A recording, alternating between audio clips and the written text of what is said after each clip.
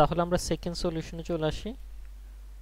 Second solution হচ্ছে প্রশ্ন এটা, তিনটা ধনাত্মক পূর্ণসংখ্যার গড় নির্ণয় করার অ্যালগরিদম ফ্লোচার্ট সি প্রোগ্রাম। দেখা যাচ্ছে স্পষ্ট, ক্লিয়ার? আচ্ছা, হ্যাঁ। তাহলে এর প্রিভিয়াসটা ছিল শুধুমাত্র তিনটে সংখ্যার যোগফল নির্ণয়ের অ্যালগরিদম ফ্লোচার্ট সি প্রোগ্রাম, আর এটা হচ্ছে তিনটে সংখ্যার গড় নির্ণয় করার অ্যালগরিদম ফ্লোচার্ট সি প্রোগ্রাম। একদম সহজ অ্যালগরিদম। স্টেপ 1 হচ্ছে স্টার্ট, আর স্টেপ 6 হচ্ছে বা লাস্টের স্টেপ হচ্ছে অ্যাড।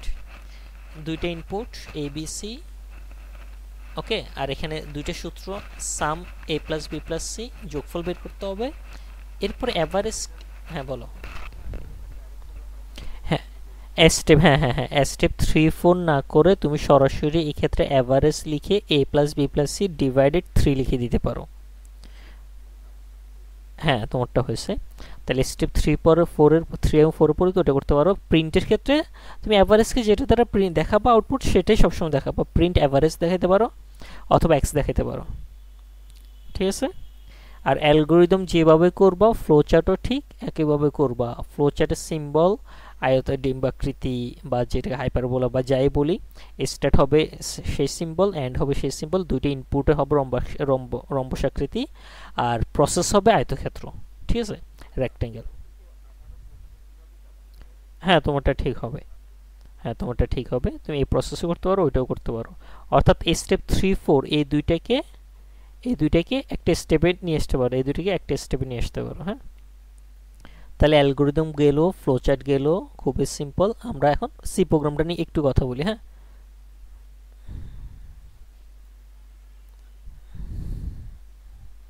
সি প্রোগ্রামটাই আসল। এখানে মূলত অ্যালগরিদম ফ্লোচার্টটা একবার দেখলে হয়ে যাচ্ছে। ঠিক সেম কথা, include std.h main first bracket end first bracket close second bracket শুরু, এই তিনটা লাইন ফিক্স সব সময়।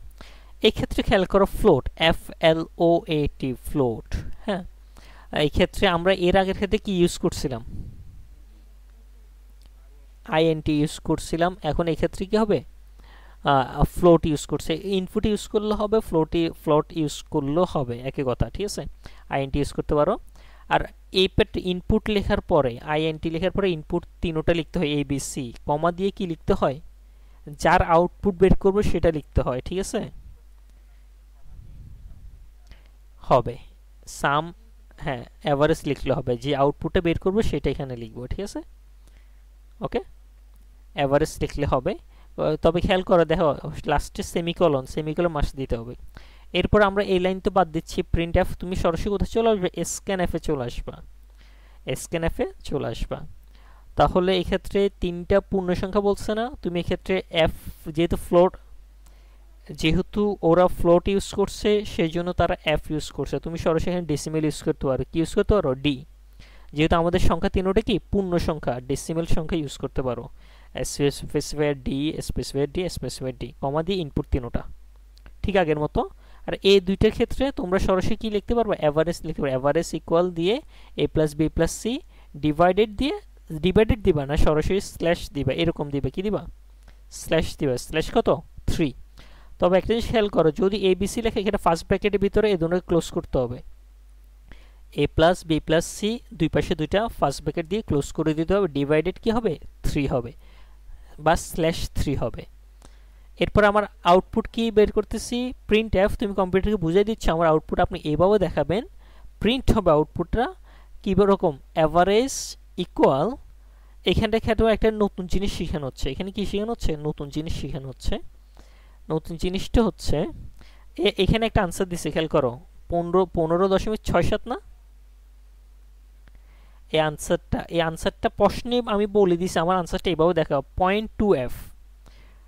এর মানে হচ্ছে আমার আনসারটা আপনি শো করবেন, আমার কম্পিউটারে আমরা বলে দিচ্ছি, তুমি এভাবে শো করবা যে দশমিকের পরে কয় ঘর শো করবে? 2 ঘর শো করবে। বুঝতেছো? যদি আমি 0.3f থাকতো, দশমিকের পরে 3 ঘর শো করতো। আমরা মাঝে মধ্যে ক্যালকুলেটরে যোগ গুণ ভাগ করলে দশমিক দিয়ে অনেকগুলো সংখ্যা আসে না? আসে কিনা? এখন আমরা প্রোগ্রামিং এ আমরা আগে থেকে বলে দিব তুমি আমাদেরকে কম্পিউটারকে শিখাই দিবা আমাদেরকে দশমিকের পরে 2 ঘর দেখাবা, 3 ঘর দেখাবা বা 1 ঘর দেখাবা, প্রয়োজন আমি কোনো ঘর দেখাবা না। খেয়াল করো এখানে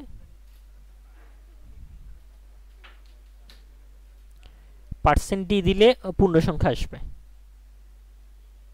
পার্সেন্ট ডি দিলে কি আসবে? পূর্ণ সংখ্যা। এক্ষেত্রে খেয়াল করো একটা জিনিস, খেয়াল করো তিনটে সংখ্যা তারা কি কি ধরছে? 30, 10, 7, 30, 40, 47। 47কে 3 দ্বারা ভাগ করলে কিন্তু পূর্ণ সংখ্যা আসে না। 47কে 3 দ্বারা ভাগ করলে কি আসে না?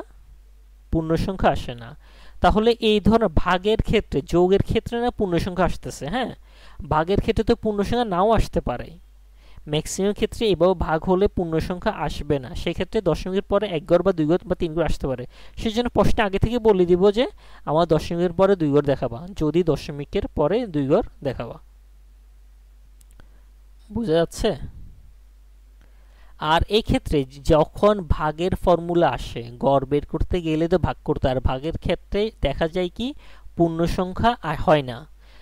নর্মাল যোগের ক্ষেত্রে পূর্ণ সংখ্যা হওয়ার প্রবাবিলিটি বেশি, কিন্তু ভাগের ক্ষেত্রে কি হয় না? পূর্ণ সংখ্যা হওয়ার প্রবাবিলিটি কম থাকে। যখন দেখবা যে পূর্ণ সংখ্যার হওয়ার প্রবাবিলিটি কম, তখন ইনপুট ইউজ না করে কি ইউজ করতে হয়?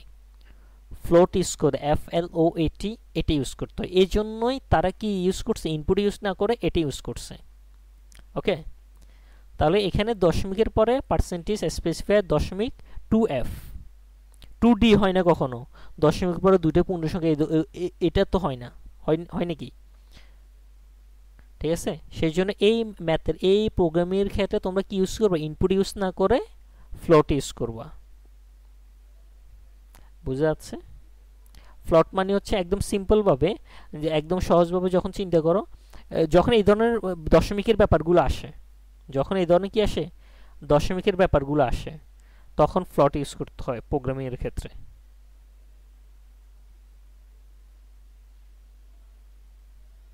বুঝা যাচ্ছে? তাহলে আমি এই পিডিএফটা তোমাদের সাথে শেয়ার করতেছি, একদম সিম্পল। আগে যেটা করছো সেটা, এটা হচ্ছে গড় বের করার, গড়ের ক্ষেত্রে ফ্লোট ইউজ করবা, নর্মাল যোগের ক্ষেত্রে ইনপুট বা ডেসিমেল সংখ্যা ইউজ হবে। আর এটার মিনিং কি, যে কোনো ভাইভাতে বা এক্সামে এটা মিনিং জিজ্ঞাসা করতে পারে, এটা দ্বারা কি বোঝাচ্ছে? এটা দ্বারা বোঝাচ্ছে দশমিক 2f, অর্থাৎ আমার আনসারটা দশমিকের পরে 2 ঘর দেখাবে। আমার আনসারটা দশমিকের পরে কয় ঘর দেখাবে? 2 ঘর। আমি একটা জিনিস দেখাচ্ছি, খেয়াল করো। আমার তিনটে সংখ্যা কি কি ইউজ করছে ওখানে বইয়ে? 30 প্লাস 10 প্লাস কত? 7। 47কে যখন 3 দ্বারা ভাগ করি, খেয়াল করো 47কে 3 দ্বারা ভাগ করলে কয় ঘর আসে দশমিকের পরে? 15 দশমিক সামথিং সামথিং, অনেকগুলো না? তা যখন আমরা বইতে বলে দিলাম, যখন আমরা বলে দিলাম দশমিকের পরে 2 ঘর দেখাবা, তখন 6, 7 দেখাচ্ছে। কত দেখাচ্ছে? 6, 7 দেখাচ্ছে। অর্থাৎ এই ধরনের লেন্দি আনসার আমি চাচ্ছি না, আমি কম্পিউটার শিখিয়ে দিচ্ছি আমাকে। অর্থাৎ এই ধরনের লেন্দি আনসার আমরা চাচ্ছি না, যার কারণে কম্পিউটারকে বলে দিচ্ছি আমাদেরকে শুধুমাত্র দশমিক পরে 2 ঘর দেখাবা। আর 6, 7 কেন হচ্ছে সেটা তো জানোই, যে কোনো সেকেন্ডে যে 5 বা 5 এর বেশি হলে তার সাথে কি হয়? 1 যোগ হয়। বুঝে গেছে? ওকে, তাহলে আজকে এতটুকু পর্যন্ত। এই দুটোটা এক্সাম্পল তোমরা একটু ভালো করে করো, অ্যালগরিদম ফ্লোচার্ট সি প্রোগ্রাম করো। আগামীকালকে ইনশাআল্লাহ 3টায়। হ্যাঁ, ওকে, থ্যাংক ইউ।